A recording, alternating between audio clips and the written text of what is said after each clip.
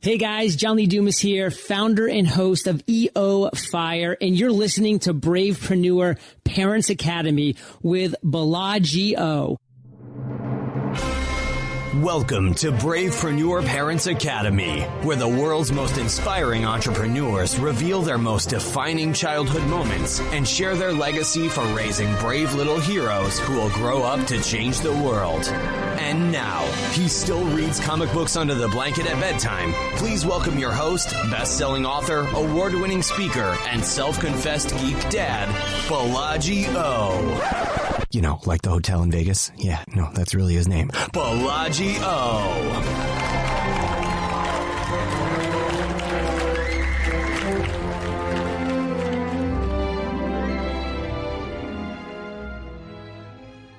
Welcome, everyone, to the Bravepreneur Parents Academy. Today, we get to talk to the amazing diva, Kelli Claypool. Kelli is the CEO, Chief Encouraging Officer, mind you, of businessandlearning.com. And you're about to find out exactly why she gets it done for her clients. Kelli's also the founder of the wildly popular Diva Talk radio show. I listen to it.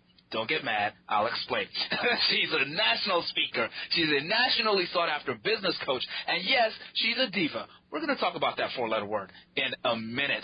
Kelli is that secret weapon, that secret sauce, that superpower that business owners have when they make that transition from one level to the next. Kelli is a personal friend. She's an amazing, amazing mom. And we're about to find out how Kelli does what she does. Kelli Smith Claypool, welcome. Thank you. I am so awesomely delighted to be on your show. Thank you so much, Balaji. This is a big treat. I've been looking to get you on the show for a long time.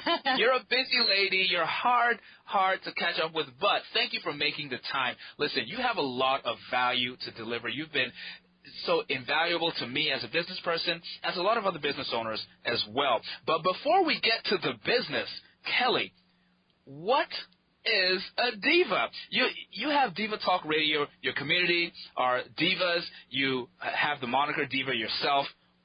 To you, what is a diva? To me, a diva is a woman who is blessed by her family. She's strong in her faith, and she encourages everyone around her to rise up to their greatest potential. To me, that is a diva. She's strong, she's encouraging, she's loving, she's just the amazing woman. So she's not Cruella de Vil. Thank you for clarifying. She's not Cruella de Vil, but you know what? She's encouraging, and she stops at nothing to bless her family and to be very strong in her faith and to just create a positive role model and leadership in those around her. So why did you create Diva Talk Radio? Where did the inspiration for that come from? The inspiration came actually in the beginning of 2000. I was constantly on the phone with some amazing women as I was coaching them, either on the phone or in person. And I went to my team and I said, man, these women are doing some amazing things, and I wanted to get it out there in the world so they can, be honored and highlighted and be encouraged and be role models to little girls from age 1 to 101, And so that's when Breathe Clean Diva and Diva Talk Radio first came to fruition because of these women. Did that answer your question? It did. And so how long have you been doing Diva Talk Radio? So Diva Talk Radio first came on around 2003, and I was doing the recordings on my computer, on, cassette tapes. Remember cassette tapes? I'm not talking 8-track, and I'm not talking reel to reel, although, I do have a history of those as well.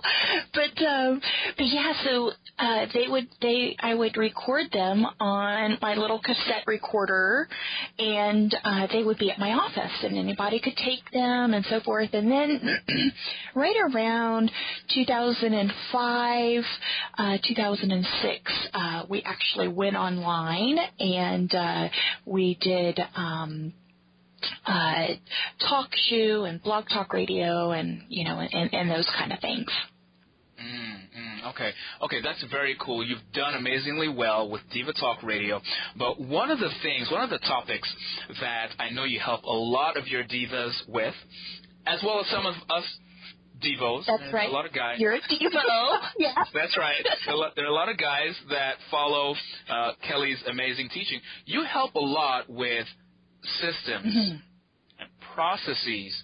Can you talk a little bit, Kelli, about why that seems to be such a common thorn in the side for us entrepreneurs? Well, many entrepreneurs are the creative type, and when you hear systems and processes, you think, oh my gosh, it's going to stifle my creativity.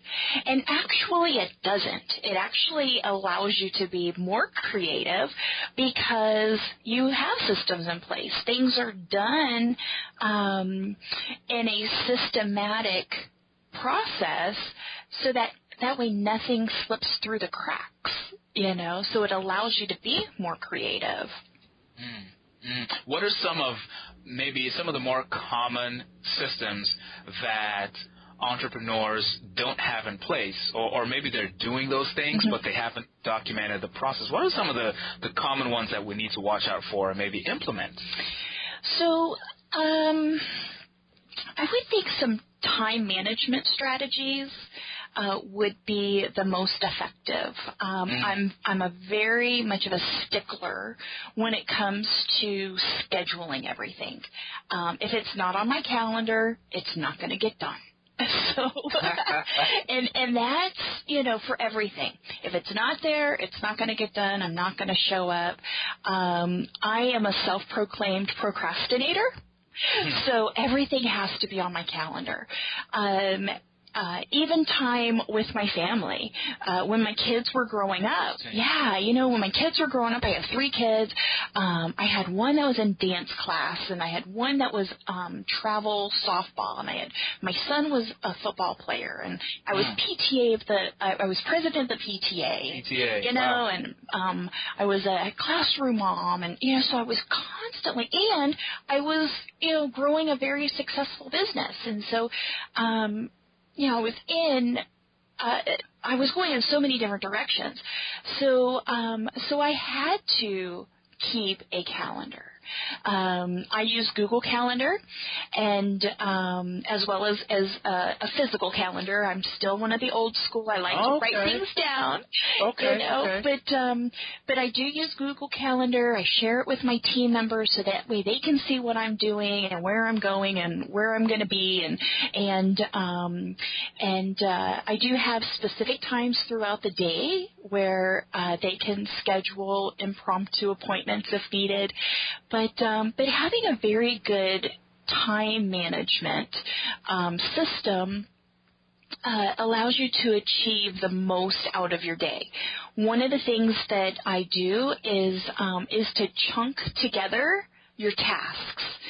If you're to be on the phone, then block out ample time to be on the phone for all of your calls. That way you're in the groove and you're making these calls. If you need to write, block out a chunk of time to do all of your writing so that way you can stay in the zone of writing. I don't know about you, Balaji, but if I have to move from being on the phone, then having to write, and then having to be on the phone again, and then having to write, my brain is so messed up that it's like all I want to do is take a nap. And so what happens is we spend too much energy wasting and wasting our time jumping from task to task to task, and our brains actually aren't wired that way. So if you find yourself procrastinating, like I do, set yourself a timer and challenge yourself to get that task done in that allotted time, in that amount of time, and just really, stay focused on the task at hand. I love that. That's really useful. So chunking your tasks instead of task switching. Right. Additionally, setting a timer to kill procrastination. We all procrastinate on something or the other, especially those tasks we don't like. Exactly. I got to ask you, though, Kelli, because I'm actually dealing with a couple of things I've been procrastinating on all week. Are there opportunities to outsource tasks, perhaps those tasks that you find really drain you of energy, or do you just need to kind of knuckle down and get them done? How do you kind of approach some of those repetitive tasks that keep on coming up that just aren't in your area of strength? So long as you have a process in place, meaning a step-by-step, so that way when you do hand it off, it's going to be done according to the way that you want it done, then absolutely outsource it. There are many ways of outsourcing that will cost very little money. So don't allow the money part of it to hold you back. If it's something that's not in your wheelhouse, something that you really don't enjoy doing, it's going to actually take you longer to get it done than it would to outsource it to somebody that loves it. One of the things that, I don't mind doing, but I would rather not do is my weekly newsletters. And my emails that I send to my lists. Can I do it? Oh, yes, I can. Do I want to do it? Not really. I would rather be on a call coaching somebody or, doing group coaching or out in my community making a difference. So the amount that I pay my VA to do it, I've tripled my income by being on the phone with somebody. Wow. Yeah. That's a great example. Okay, so outsourcing is good, particularly outsourcing things that are not in your strength areas, as long as you have the process. Exactly. And that's the key, because there's so many entrepreneurs. I'll get on the phone with somebody and I'll start talking about outsourcing, and they'll be saying, whoa, wait a second, I've tried it and I hate it. Nobody gets it done the way I get it done, right? Yep. And so I'll ask them, well, do you have it all written down how you want it done? Well, no, but they know how to send out emails. Okay, or they know how to, post blogs on my website. And I'll say, well, sure, they know how to do that, but do they know how you want it done? I have a step-by-step on how to upload a blog post on my website. And I want it done the way I want it done.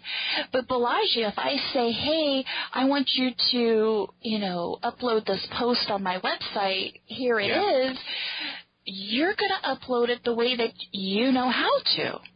But that may not be the way that I want you to.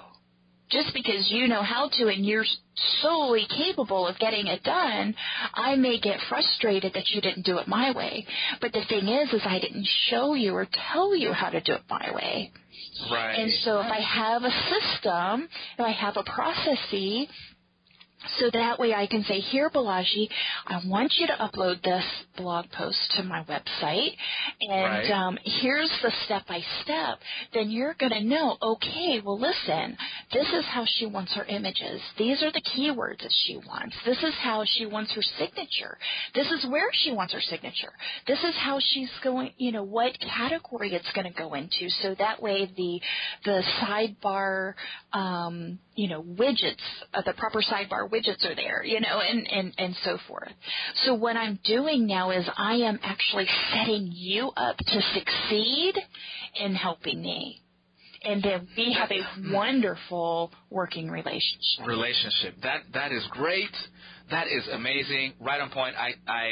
That completely makes sense to me. Here's the challenge, Kelli, and I'm going to be the difficult patient here. Okay, good. Okay, so I need you to diagnose me.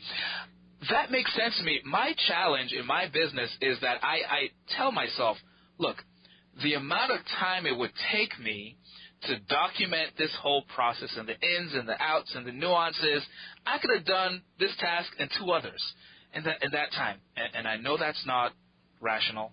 No. That's not. That's not. And the thing is, though, is I understand that. Because for years I thought the same thing.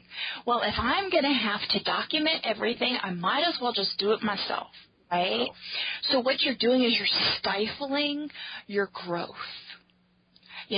So you are stunting your growth in your business. So what I like to ask my clients to do is if you're going to do a particular task, again, let's say writing the blog post, at the same time, open up a Google Doc or Google Drive document, okay?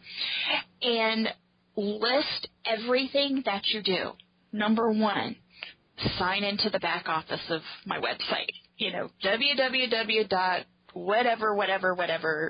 very literal. .com, right? Exactly. And you have to, okay? Number 2, if it's a WordPress document or WordPress website, click on add new post. Write that down, and literally write down a step by step. You know what? It's only going to take you one time. And now you have a process that you will be able to use over and over and over again. So yes, it may take you the amount of time that it would for you to write 3 blog posts, but now you have a process in place that you can call up a VA and say, hey, listen, here's my process. I want to hire you to do 5 blog posts a week for me, or 5 blog posts a month for me, or whatever your time is. And you hand it over to them. And guess what? You are now setting that VA relationship up for success. So yes, it might have taken you 3, what you could have completed in 3 tasks. Yeah. But now you're not having to worry about it. Your VA is doing it according to the way you want it done. And now you can take your time and move on to things that you actually love and to grow your business. Okay, Kelli, if you say this works. It does. Let's, reverse engineer here, because your ultimate goal is, X, Y, Z, and you're not going to reach that ultimate goal by sitting and doing blog posts. You're completely right. You're completely right. I heard, I think it was Perry Marshall, Kelli, say once that there are $1 an hour tasks in your business. There are $10 an hour tasks, $100 an hour tasks, $1,000 an hour tasks, and so on. Wow. And he says that often we entrepreneurs get caught up doing the $1 tasks or $10 an hour tasks, and that doesn't allow us to do the $1,000 an hour tasks. Like in your example, where instead of doing something like blog posts, maybe you are calling that next high-ticket coaching client. Exactly. I love that that analogy about the $1 and $10 and $100. Yeah, absolutely. And one of the exercises that I do with my clients starting out is I ask them, what is your wow income and what is your now income? Ooh. Okay. Elaborate on that. Unpack that for me, Kelli. What does that mean? So I want to know what your wow income is. Nothing holding you back. Overcome your limited beliefs, whatever you want to call it. What is your wow income? If you wake up and you're making X amount of dollars, you step out of bed and you go, wow, I've made it because I'm making X amount of money, right? Okay, so a lot of people will say, oh, I want to make $1 million. Mm-hmm. Okay, great. That's your wow.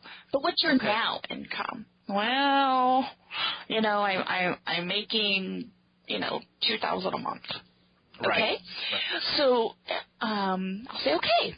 So your now income is $2,000 a month, and your wow income is $1 million. We've got a lot of growing to do. So let's take it in steps. All right. Okay. So $2,000 a month. That's about $24,000 a year. A year, okay? Right? So what would you say if I help you get to say $60,000? Okay, that's $5,000 a month. How much how much better would your life be? Yeah. By making $5,000 a month. Mm-hmm. Oh man, that would be great. Okay, yeah, fantastic. yeah. Let's reverse engineer. Okay. So to make $5,000 a month, you're going to have to break it down into hourly, into or daily, weekly, daily, and then hourly. And at $5,000 a month, breaking it down into weekly, you need to bring in $1,154. So that's going to be $60,008 a year. Got it. Okay. So if we broke that down, now we don't want to work 7 days a week, right? Good point. Good point. So let's break that down even further to 260 days a year. We're gonna have to bring in $238.80 a day. That's very concrete. It is very concrete. So Balaji, if you're working on the $1 tasks, yeah, you're not going to be bringing in the $238.80 a day that you need to in order to be able to make $5,000 a month. Exactly, $5,000 a month.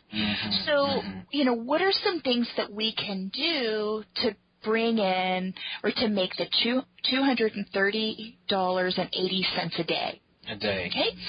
So let's say that you are doing, some coaching calls. Right? Yes. And you're doing a strategy call for $97, let's just say. Okay? You would have to do 3 of them a day. Right. Actually 2.38, but what is that 0.38, right? So we'll bump it up to 3, and that's $291. Now you've superseded your daily goal. Right. Good place to be. Great place to be. So what if you have products and you still need to sell, or you still need to make $230.80 a day, and you sell these products, say $47 product. Okay. You have to sell 5 a day in order to make $235. Got it. Yeah. So when you reverse engineer what you want to make, or what would be comfortable for you, in order to reach to that wow goal, you have to start somewhere. And so when you break it down, I actually did this with one of my new clients the other day. Okay. And she said, $238.80 a day? Are you kidding me? That's what I have to make? And I said, yeah, that's what you have to make if you want to, make $5,000 a month, $60,000 a year. And so she went back to the drawing board, and that's what that's what her goal is. She definitely, is working towards it. And it's amazing because it opened up so many possibilities in her mind that, and so much creativity in her mind that now she's focusing on, okay, if I do this, will I be able to make this? If I outsource this, yes, I'm putting out money, I'm sending out money, but the time that it's giving me, it's going to allow me to do the bigger things, such as the coaching calls, such as creating group coaching, such as doing workshops, local workshops for local businesses and so forth. Wow, that's fascinating, and I'd love to kind of tie that, the ability to take oneself out of those daily $1 an hour tasks that just get us caught up. The ability to take yourself away from that, zoom out, and look at your bigger goals. Yeah. And then go back in and work on the right sort of things. You know, I found in my business experience, I'd love to get your perspective, Kelli, but in my experience, I went through several years as an entrepreneur of not being able to zoom out of my business. I was so caught up in, once I figured out my idea and what value I wanted to create in the marketplace, I was so focused on implementing it and making it happen, and that anybody who came to talk to me, I was like, no, don't distract me. I'm busy right now. And that busyness actually kept me from getting to my goal because I was simply going about it the wrong way. Yeah, you were doing the day-to-day. Yes. And that does stifle you. That stifles your growth. It doesn't allow you to reach your ultimate goal. And so, if you think about it, do you think Steve Jobs did everything himself? Do you think, people like Mark Zuckerberg of Facebook does everything himself? No, he doesn't. He has a team, and again, there are plenty of people out there to outsource to, and it doesn't have to cost a great deal of money. One of the things that I love, and Balaji, you and I have talked about this in the past, is I have interns. I have college interns that work with me. Right. I love having interns, not only because I love the aspect of teaching. I mean, I love teaching. Anything I know and somebody is there that wants to learn and listen, I am so there because I love it. But the thing is interns bring some really great things to the table. One, they have no preconceived notions on how to do something. I think a lot of times as entrepreneurs, we tend to listen to so many people that we get information overload and really don't know what the next step is, right? So these college students, they come fresh to the table and eager to learn, and they have fresh ideas and so forth. And early on, I didn't pay my interns. They got college credits. Really? Yes. So you actually work with various colleges, and they work. The interns work for you in exchange for college credits. Oh, Kelli. Okay, you've got to spill the beans. I'm excited now. Goodness. So you can actually get young, energetic, bright people with ideas to work in your business, and at least at the outset, the only thing they get I shouldn't say the only thing. The compensation is college credit. How do you get your work approved? Okay, so there are different companies out there that you can put a job placement and they will find interns for you. But a great place to start, Balaji, is actually in your own town. If you live in a college town, or there's a college close to you, start there. I actually have interns remotely. They work for me virtually. So, so I'm in the Kentucky mountains, and I have college students in New York and Michigan and California and so forth. But I started locally.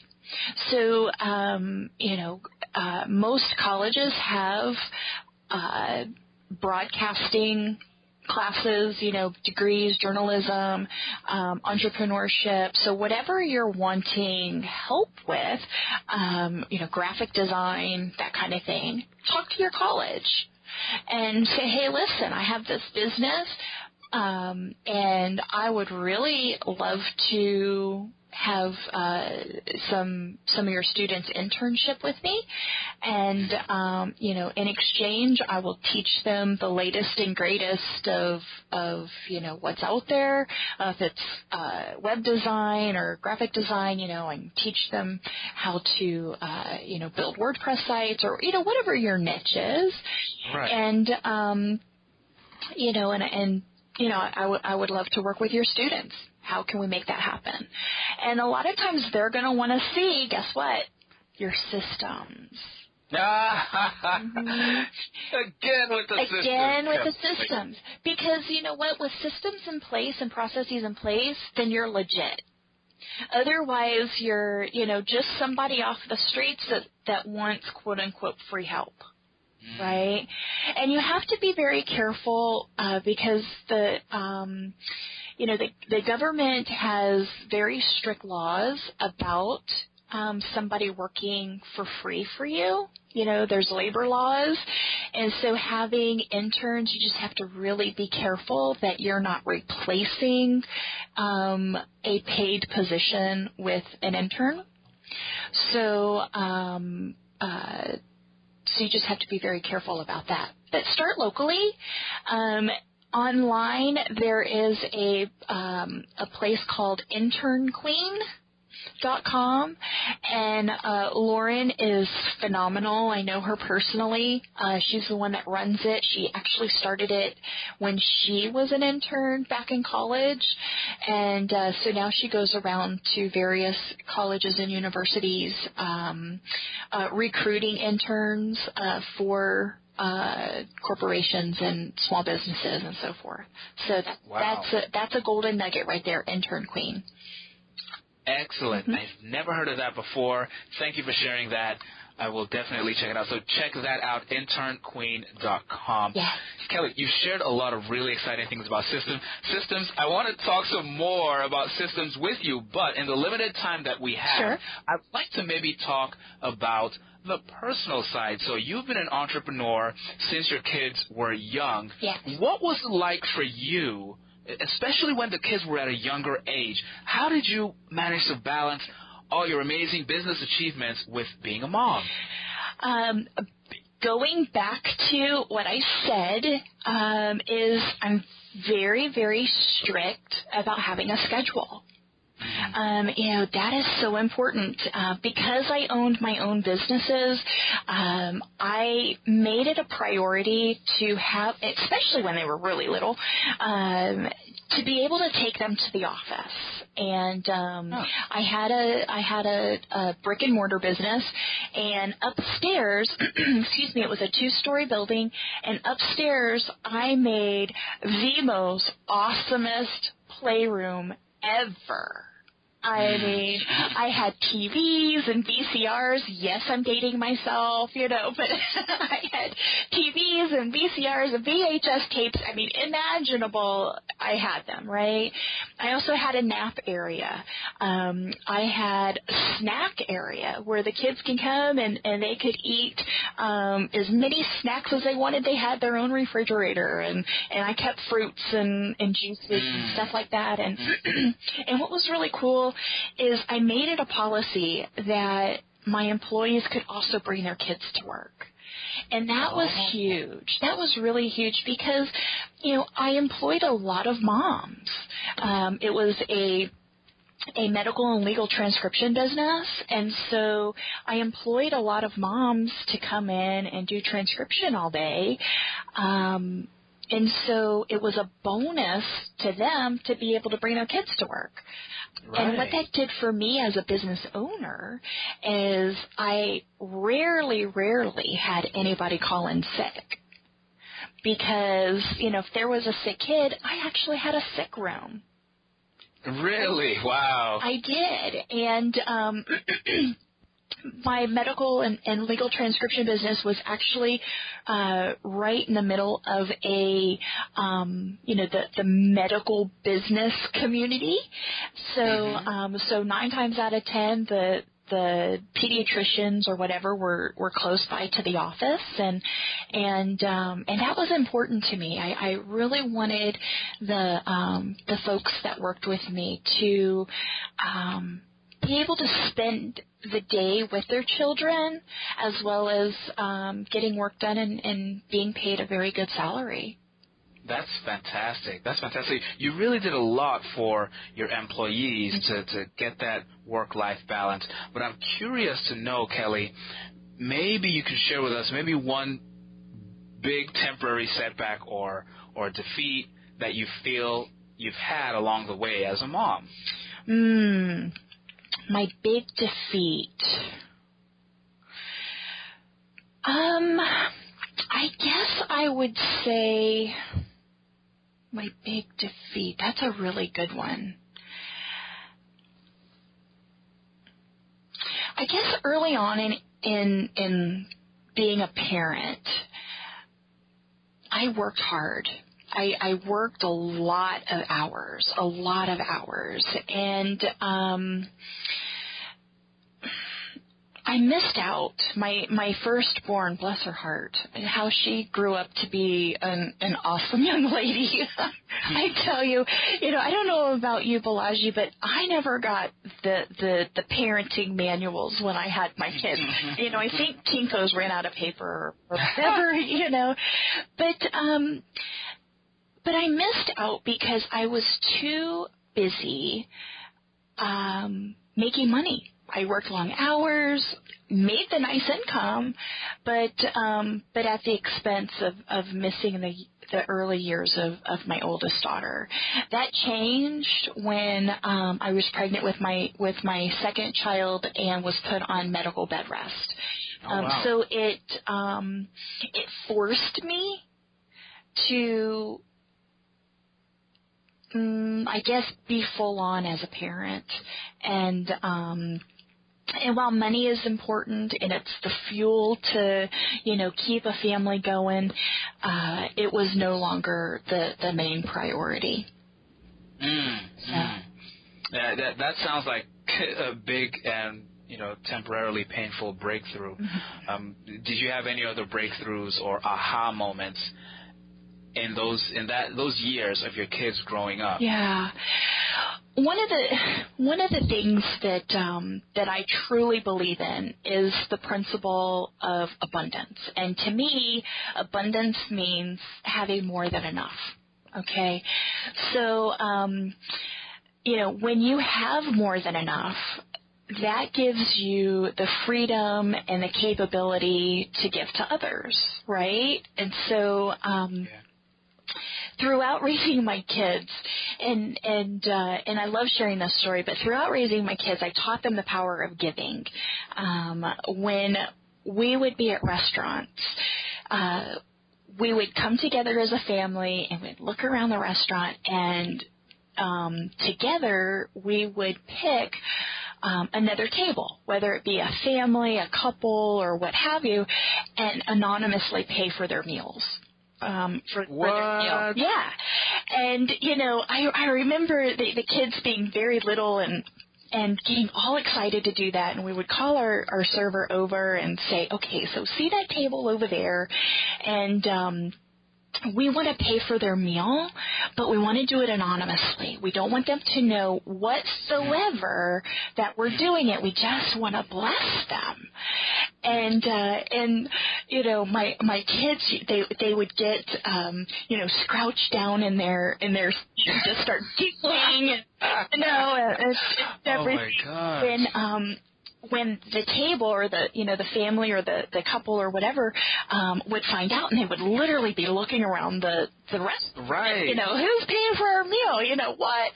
And Balaji, this was before that pay it forward movement, came about, because my oldest is almost 28 years old. So I mean, we're going back, 20 years. About 20 years, yeah. So that's what we would do, and And, at Christmas time, I don't know about if your children's school does this, but at Christmas time, they put up a Christmas tree and they have these Christmas angels or these angels on the Christmas tree that you can pick. And basically it is of a needy child within that school. But it's all anonymous. I mean, you don't know who it is. And that child lists what they would like for Christmas and so forth. And I would allow the kids to pick an angel from their school, from the Christmas tree.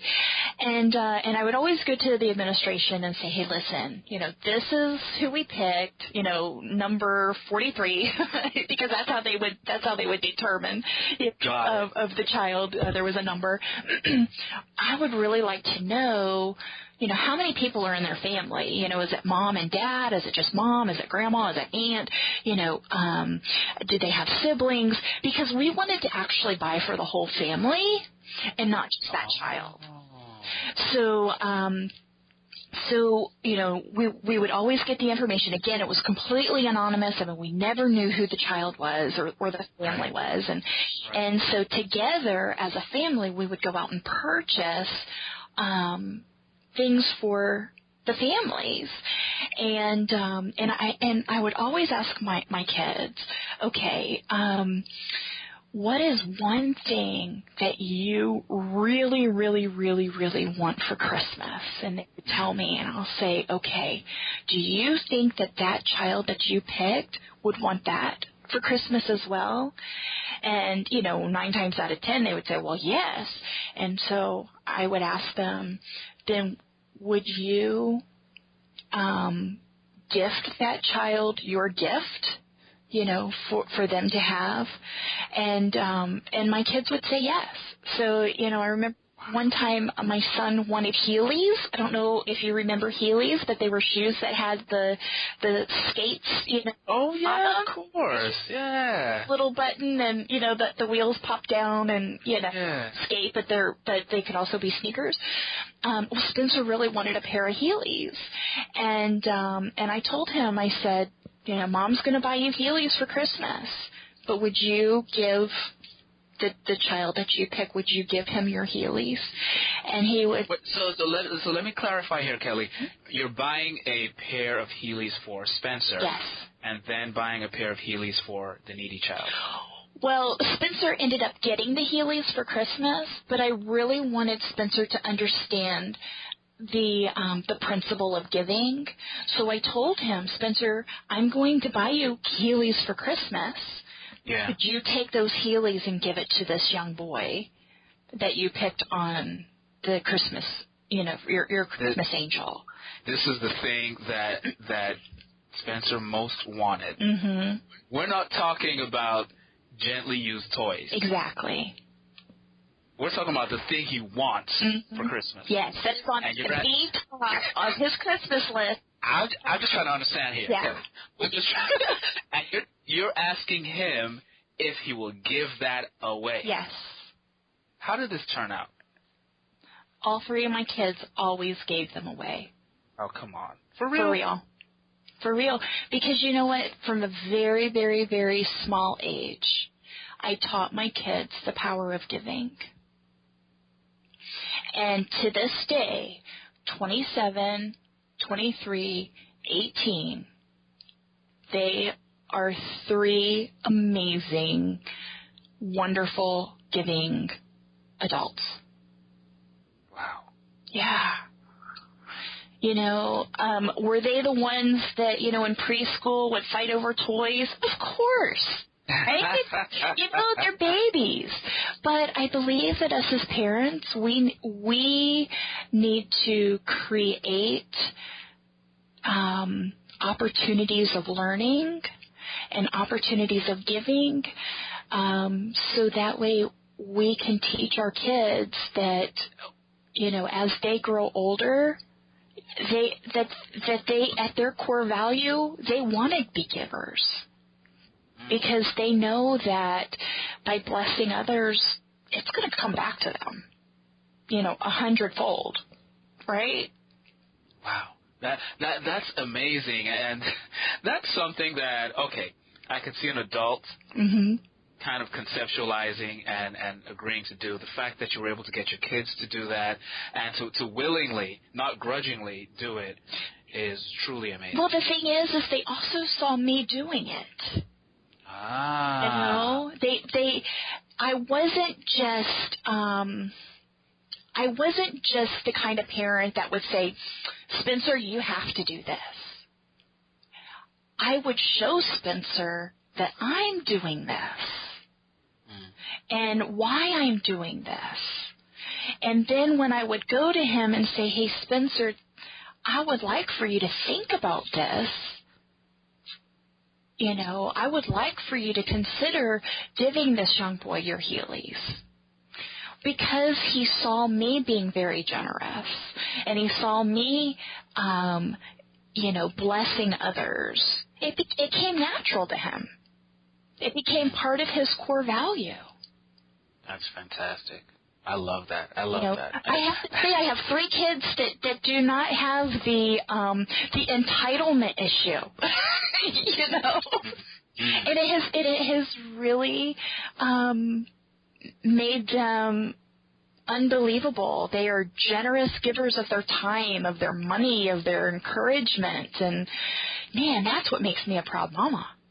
Wow, proud indeed. Yeah, now your kids are, I guess the youngest is in college now? Yes, he is. What do you worry about? Do you still worry about your kids?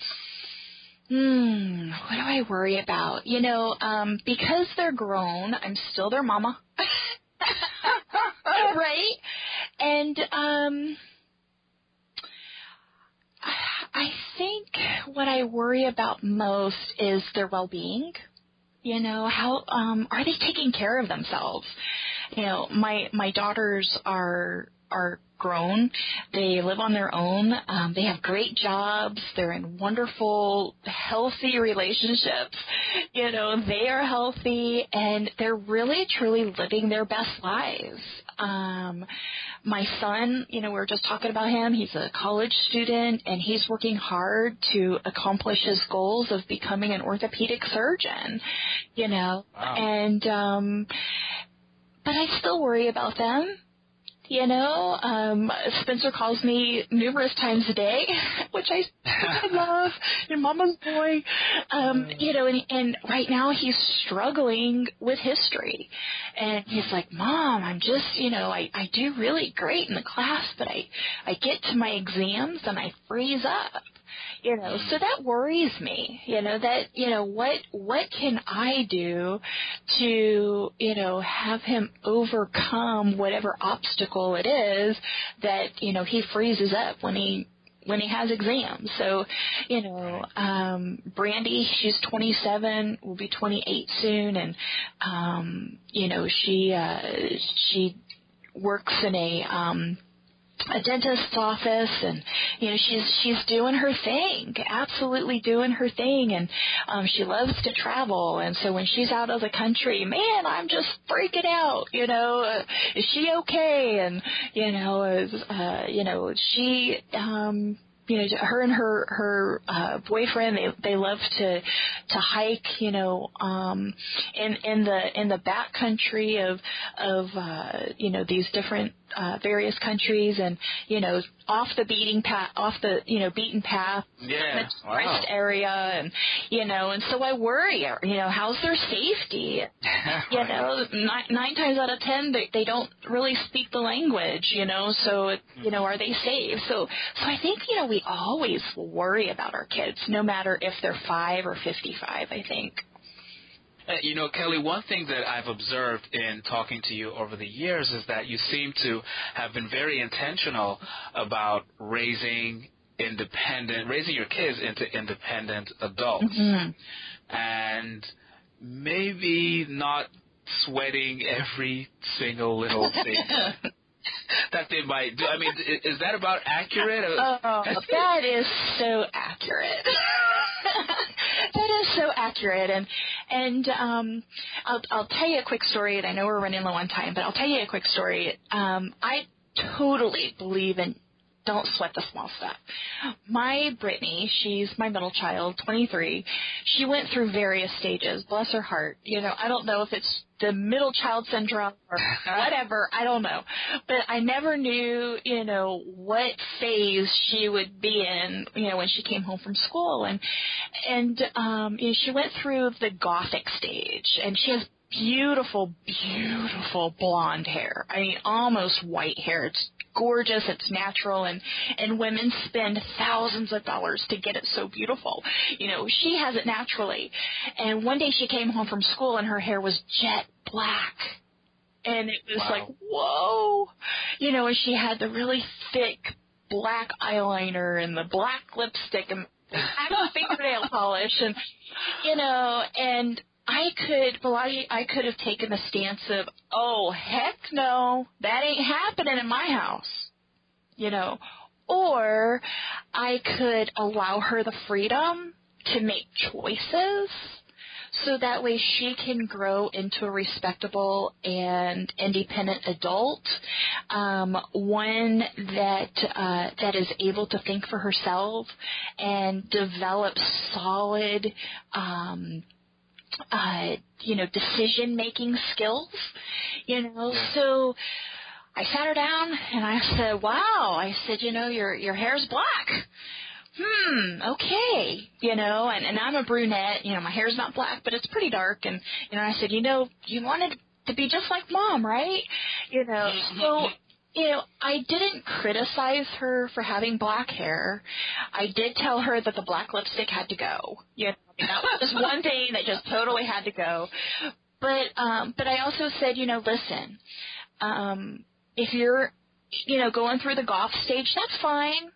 Just wear one thing of color. That's all I ask, because people will judge you based on what you look like. But just do, Mom, the big favor of wearing something pink. Please, that's my favorite color. So, pink lipstick, pink shirt, your ring finger, paint that pink. I don't care. Just make one thing, something other than black. That lasted about 3 weeks. Then she came home with blue hair. And I was like, score, okay, we're getting lighter, right? And the thing is, Balaji, it's hair. It's just hair. It's going to grow out. She wasn't cutting herself. She wasn't committing any crime. She wasn't doing anything harmful. She was finding out who she was. So, don't sweat the small stuff. My son, 18 years old, and if he's listening to this, he will be so embarrassed. But you know what? The kid has no aim when he goes to the bathroom. No. And it started when he was really, really little. Oh, my God. So I could badger him until I'm blue in the face, put the Cheerios in the toilet or whatever, and have him dunk the Cheerios. It's small stuff, right? And he's grown to be an amazing young man who has a heart for others. Did he pee on the floor? Yeah. Did I step in it in the middle of the night? Yeah. Did he leave the toilet seat up? Yeah, but my husband he's gonna love this. Right? She's gonna love this. But the thing is that's small stuff. So, I love to challenge parents to stop with the small stuff and enjoy the big stuff. And that is spending time with your kids and really, really, truly getting to know them. And to be that encouraging and, super powerful, role model and leader of your family. Wow. Wow, that is powerful. That is powerful. On that note, I want to go ahead and wrap. You've got so much wisdom to share with us. You've given us a lot, from the ridiculous acts of abundance. I'm going to try that with my kids, to what to do when your girl goes goth. Yeah. And how to handle it when peeing on Cheerios doesn't work. The whole nine. Goodness. Plus, I want to get me some interns, Kelli Claypool style. Yeah. I'm excited about this. Kelli Smith Claypool. We've been talking to the CEO, the Chief Encouraging Officer. Y'all see why they call her that now. Of businessandlearning.com. She's the founder of Diva Talk Radio Show, which is also for guys. She's a nationally sought-after business coach. You can see why this lady knows her stuff. Work with Kelli. You won't regret it. Kelli, thank you so much for hanging with us today. I loved it, Balaji. Thank you so much for allowing me to be in your space. I'm so honored. We appreciate you, Kelli, and we appreciate you listening as well, folks. Until tomorrow, same time, same place, it's the Bravepreneur Parents Academy. Up, up, and away! Thanks for supporting my dad's show. If you like what you hear, please subscribe to iTunes. He said hot chocolate is for closers. If you don't subscribe, I don't get hot chocolate. I love hot chocolate. Fear not. Although this chapter of Bravepreneur Parents Academy has come to its conclusion, we have many more adventures for you and your brave little heroes. Head over to bravequest.me for access to the Brave Quest Journal, an interactive activity playbook that rewards your little ones with points for accomplishing tasks that build character and unleash your child's inner superhero all before bedtime. We look forward to having you join us for more adventures next time on Bravepreneur Parents Academy.